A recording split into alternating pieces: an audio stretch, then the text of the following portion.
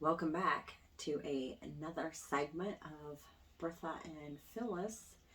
Except there's no Bertha tonight. It's Phyllis and special guest star Loretta. So if you're only here to see Georgia, this is not the video for you. I'm pretty funny. Tell you a story about a night on the town. Started off drinking at 5. By the time I was through, I wore out my shoes and visited. So tonight's topic, where am I going to put that? So I will be sharing some pictures and videos from Saturday, which was like a girls' day thing, because that's kind of what triggered this conversation that we're going to have, and it's probably going to be 90% me talking, because this is going to be a George Thorogood's location here with Bertha and Ringo, the ringmaster. That is me. So as we're out kind of doing this girls' day with myself, Bertha, and Ringo. Bless you. Bless you. Michelle got her name Ringo because she was referred to as the ringleader of the pack of apparently mean girls, as we have been called. I can't quite figure that one out because I'm the furthest thing from a mean person. But that's besides the point. But as we were there, I got to think, like, I'm taking pictures and videos and stuff, and Stupid in.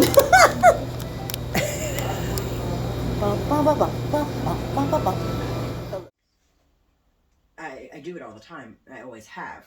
Long before Facebook, even probably before MySpace, like, I have, like, the SD cards and the disc, and you guys have scrapbooks and stuff, and I kind of got... The boys have scrapbooks. Yeah, I got a little slack. Once you were born, social media had come around, so all the pictures and videos got put on social media, rather than having them printed and stuff and made into a scrapbook like I did for your brothers. I made a TikTok about that, actually. But it brought me to a subject that I wanted to talk about, is memories. So this is probably not going to be a ha-ha funny thing, although I'm sure I'll throw in some humor somewhere.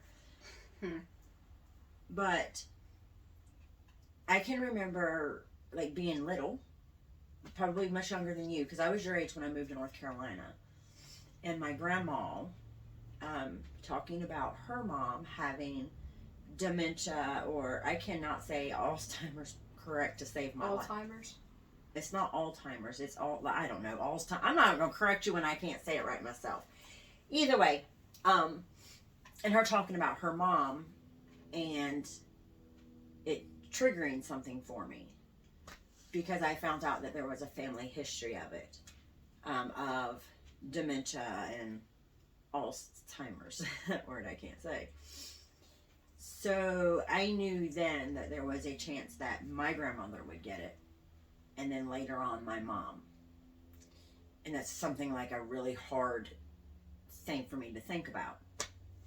So it started with, like, thinking about, do you understand what happens with dementia and Alzheimer's, right? Yes. Okay. For the most part, yeah.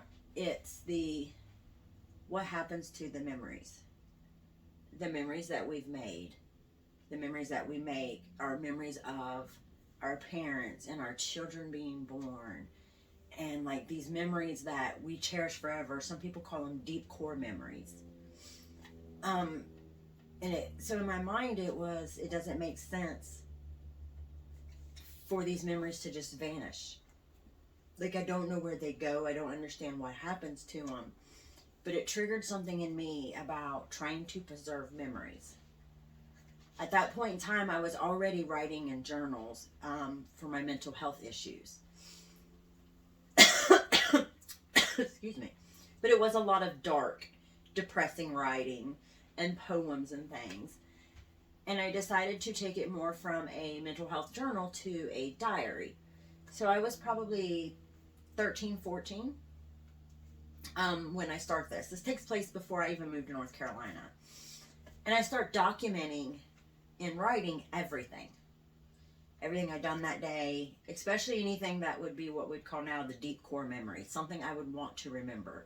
Whether that be writing about my first kiss, or the adventure of moving here, new schools, you know, little things. And now those aren't really that important as what I thought they were then, because I have made new memories that are important.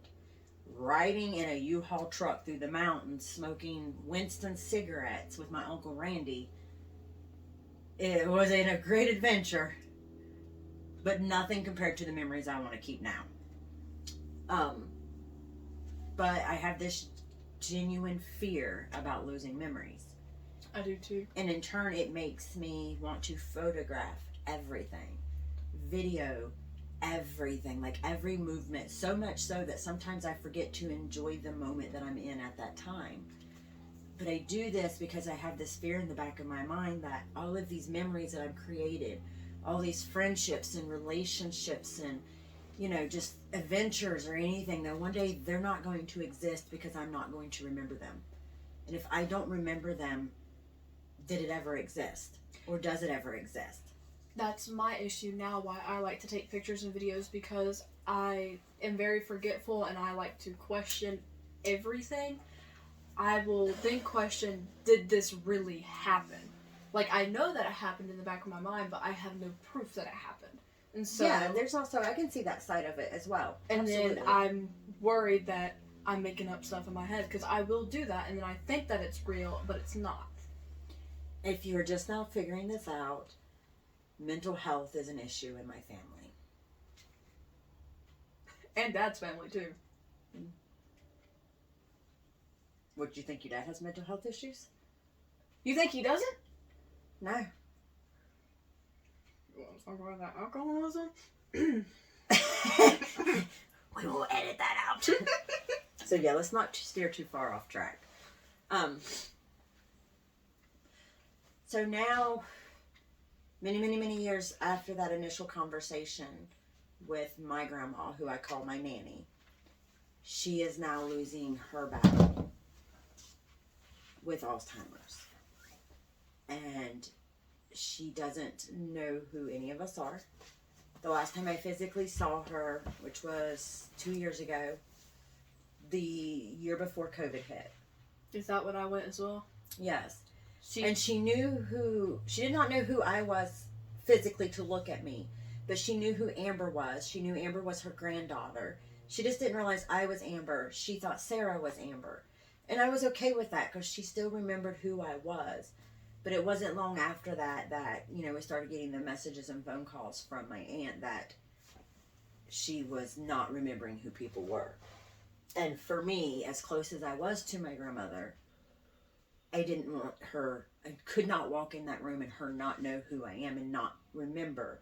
Because it goes back to that memory thing. I start questioning, where did her memories go?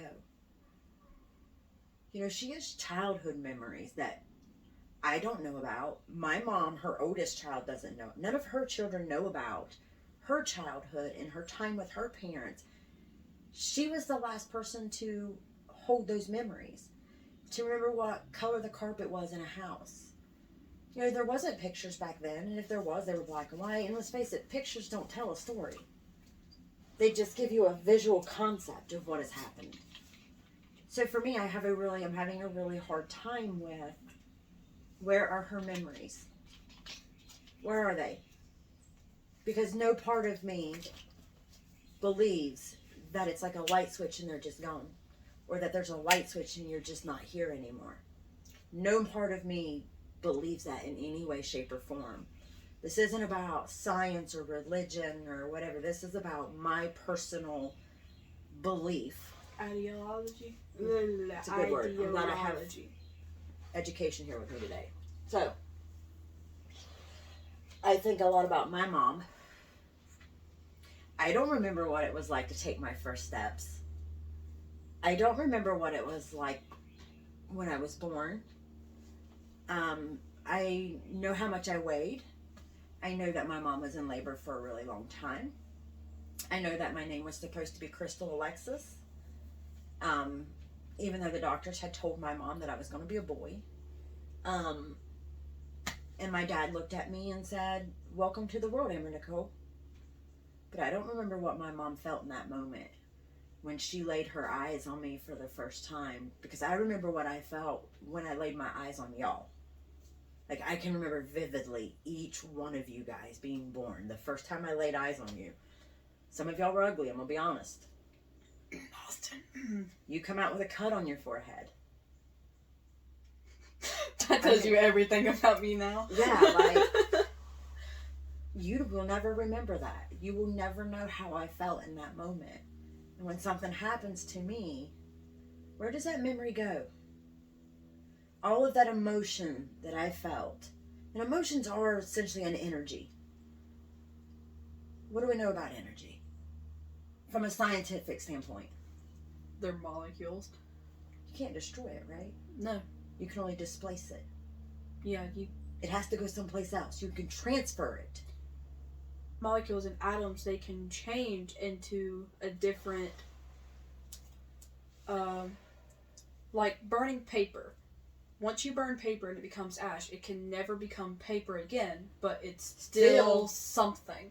It's still part of paper. Yeah, it's still something. It was a chemical change, but it still exists. Right. You can't take paper and make it not exist. Right. Like, even incinerating it, there are still Molecules left. yeah, those ashes or the... So think of that from the standpoint of a memory. It existed. That moment in time, that emotion, that everything existed. Like that piece of paper. You can set it on fire, you can incinerate it, you can do whatever. But You can it's change still- what it is. But it still existed and it's still paper. So that's how I feel about like memories. They existed. They are an energy. Because I promise you the memory I have of you being born, there was so much emotion involved and so much everything. There's no way that that just disappears.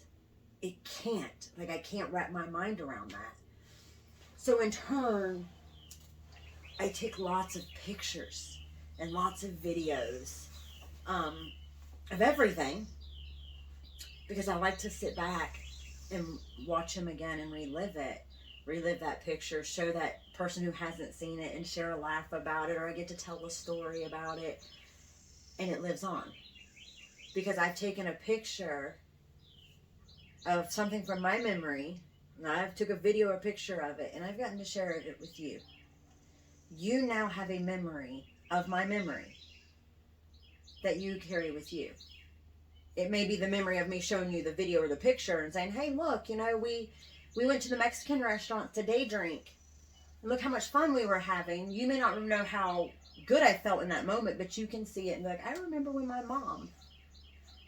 So it's all about sharing that memory because I think it helps me live on.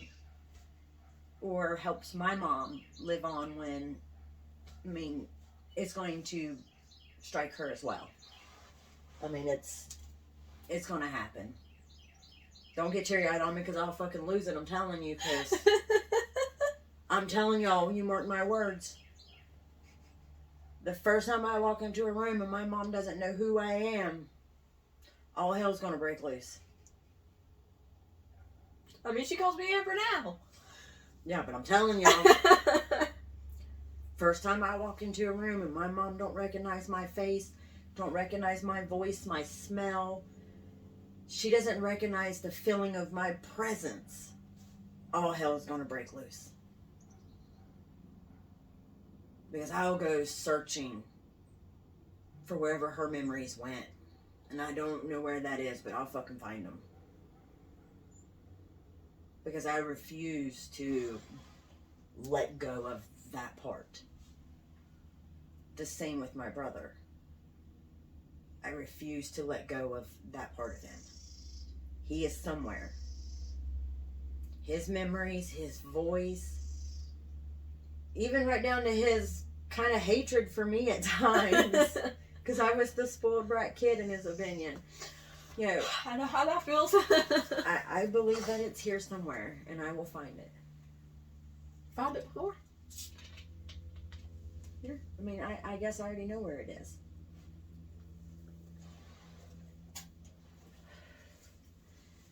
It's almost like the dream world.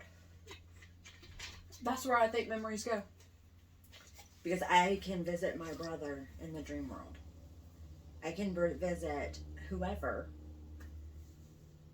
especially in those few moments before I fall asleep. That like right now, I can close my eyes and have a conversation with him and he will answer me. I'm not schizophrenic. Y'all know what I'm talking about. I usually do the same thing. It's in my voice though, because I struggle to remember what his voice sounds like. Unless I hear recordings. I can't forget But voices. you can't tell me that don't exist. Yeah. They say the first thing that a brain forgets about a person is their voice, but I can't forget voices. Voices are the first thing I remember about a person. Really? Yep. I'm not good with voices. I have a hard time recognizing different people's voices on the phone and stuff too. I memorize people's mannerisms. Mannerisms and their voices. Because I look in their voices for how they're feeling. Because some people, their face isn't very expressive, but normally if their face isn't expressive, their voice is. That is true. Unfortunately for me, I am very expressive everywhere. Can't get by with nothing. I can be at times, I guess. It depends on my comfort and... Like at school, if I'm feeling like anxious, it's written all over my face, especially in my eyes. So I think it is for me too, but I think people fail to recognize it. And it's the big joke in the pool world about me having RBF, resting bitch face. Yeah. But what's so funny about that to me is what they're actually seeing is not resting bitch face or that I'm upset or anything else. That is my anxiety. So what is happening in that moment, we're going to get way off track, but what is happening in that moment is I'm doing this. Well, that's what they see. They see this. What they don't see is me going, are they looking at me? Am I not standing where I'm supposed to be standing? Do I look weird standing like this? Is my hair down? What's in my pockets? Okay. Oh, somebody's going to walk by. Do I move out of their way? Do I say, excuse me? Or do I just stand here? Or, my opponent's playing and I'm like, am I supposed to watch them? What if we make eye contact? And they, or if I watch the table too much, it's, what shot are they going to make? It's, and then is my face going to show enjoyment that they missed? Sorry, but, you missed, it means I get to shoot again. Poker face. Gotta poker face it. Or I'm also like, okay, where's Shannon? If Shannon's not around much and when I shoot now, but where's Shannon? Is Shannon okay? Is that Shannon's voice I hear getting loud? Where's Georgia? Where's Michelle? So what they see is what is really happening is like a pinball game. The ball being my mind, and each little thing that it hits, a different thought, and it's like pull back, let go, and it's ding, ding, ding, ding, ding, ding, and I'm trying to control it so that I'm not like, oh my god, I'll probably edit that out too, because that happens. I'm a very fidgety, weirdo person. So, Okay, so I really did not mean for this to take like an emotional. Memories are very emotional, though. They are. They are very. So, my question to you, and to you, if you had to pick one memory to live in forever, say when you pass, at this point, let's say, I don't want to think about it. Yeah, I don't know. You know what I mean? Yeah. But let's say, right now, you get to choose. Your eternity is one memory. What memory do you pick? It's hard. And I'd like for you guys to leave in the comments below if you have one memory that if you got the choice that to choose what your eternity was, but it had to be a memory, what memory would you choose to spend eternity in? Or maybe it could be like a compiled. My 10th birthday. So when we were in the skating rink? Yep. Really? Mm-hmm. We did have fun. We did. All my friends were there. You and Dad were there. Well, of course. Well, yeah, of course. Just, it's a good memory. I remember it vividly. What about Monday Adventures? Because to me, those are core memories. Those were some really good times. So we're going to pause while you think. So for some of you guys who are more new, probably don't know, we used to do something called Monday Adventures all summer. And it started shortly before. Let's see, Austin was maybe 14, 15. My age. And like me and my mom kind of made the realization that the kids were outgrowing us, and they were outgrowing of our, shenanigans, and they were starting to develop lives of their own that didn't include us. And it was, in what ways could we find to still spend time with them that is fun, cheap, and, because I'm all about some cheap and free. So we started doing what we called Monday Adventures. And I really like to get my mom in on some of these videos.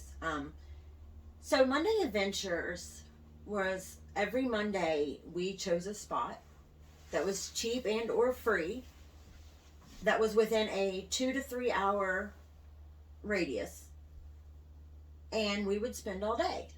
And it would be, we would pack lunches, and we would go, it might have been to go to Mayberry. We went on so many hikes. Lots of museums. All the museums are my favorite. I We remember went to, almost every single one of all them. the museums that we could find, and we just made an adventure out of it. And let me tell you, they were adventures. Everything from flat tires to cracking Hitchhiking. having to hitchhike, because we learned pretty quickly I have no sense of direction and cannot read a map, and I was in charge. And So we we hiked had to- like 2 hours in the wrong direction. Stone Mountain. So we were parked on this side of Stone Mountain. We came out this side of Stone Mountain, and it was a 8-hour hike back to where we started from. It's getting dark, and the only thing we can do is walk the road. Like, we cannot re-hike the mountain. At this point, my mom's legs are toast. We've already drank all of our water. Like, Ate all our snacks. ate all our snacks. So my mom hitchhikes. It was like an old man who stopped, and we all jumped in the back of Hivot's truck, and he gave us a ride back to my car. We laughed so freaking hard. To this day, we laugh about having to hitchhike. Some of the museums, we done lots of museums, and we would act a fool in there. I remember one. I think it was a Revolutionary War museum, and I was wearing a tank top and khaki shorts. Yeah, we'll edit that out. That's why I remember that. So, what was some of that? We went to a baseball game. I remember it. Something to do. One of them was green grasshoppers. But Grasshoppers, yep. I don't remember the other one. I don't either. But that was fun. You know That was what I a lot of remember fun. from? You know what I remember from that? What? Is we had been canoeing. That's the day that we were canoeing? No, we had been canoeing days before, like the weekend before that Monday adventure or something, and I was so sunburned. Did you get sun blisters? Oh, I was so blistered, and I don't typically burn. But that's another great adventure. We decided to canoe the New River in West Jefferson. Nobody checked to see what the water level was. So we... It's like that high. Yeah, we spent more time walking and dragging our canoes. And what was supposed to be a 2.5 hour downriver thing, whatever, took us 8.5 hours. Dad and Wyatt flipped their canoe. Yep, they flipped the canoe. Right after I'd gotten out of it. Once again, we had ate all of our snacks, drank all of our drinks. I'm seeing a pattern here with me and you. And we knew that at like 5, 6 o'clock, I don't remember exactly, whatever, was the last transport where they would pick you in your canoe up and take you back to your vehicle. And we were paddling just as fast as we could, because it was down to like we were going to miss it and have no way back to our vehicle. But I was so sunburnt And I had to sit there through that ball game, and the sun, like everywhere it would hit, it just hurt. Oh my Lord, did it hurt at that. Wyatt didn't go with us. He stayed with your daddy that day. So anyway, we created all of these memories with the kids. We drove to the Cryptotology Museum in Virginia, where we got to see like real Bigfoot castings, Bigfoot hair, paranormal stuff. Oh, that I remember every bit of that. I don't think there's a part that I don't remember. We literally, and we done it for 3 years. And it got to the point that Austin had already, had got his license. So even his buddies started coming along with us. We would take them tubing with us on Monday. Him and Gavin. Yeah, they were riding along. They rode a log down. Those years on those Mondays are probably some of my fondest memories. Because not only was it with my mom. It was with and the other 3 kids. Because forever, you're going to remember forever having to hitchhike. That's going to be a story that you're going to tell your children. And be like, oh, my mom and grandma were so crazy. One time, we let my mom take charge and she got us lost and we had to hitchhike. And it's going to change as your memory, Yeah. But I remember that in third person now.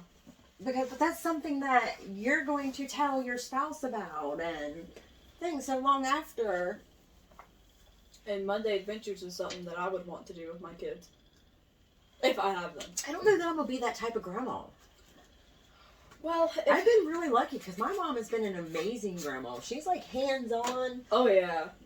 The things that I've learned from her. Yeah, I don't know that I will be that type of grandma. Not to sound mean, but if you don't want to do it, I'm still going to do it with my kids because I want them to have those type of memories. Yes, I agree. I'm going to get me a husband that will go too. Good luck, baby. Good luck. Them husbands are hard to find. Well, then I won't get a husband. You don't have to get a husband. I'll just adopt 2 kids. Absolutely. I'll be a single mom. That's going to be hard. I have an idea. If you adopt kids, you should just adopt teenagers, and then I don't have to do the whole grandma thing. No babysitting. But you like babies! Yes, when they belong to other people, and I don't. They're not gonna belong to you. I'm not gonna make you take care of my kids. I can't raise no grandbabies. No, I'm not gonna Raise no take care of my grandbabies. kids. I can promise you that. I'm not gonna be that mom. I was that mom. It's different because you were young. Actually, I was a better mom with Austin than I probably was with you. Yeah, he's spoiled rotten. So am I. Can't say nothing. No, I was. You're upset? Oh, here's the stuffed animal. That'll shut you up. I was just teasing. You don't actually do that.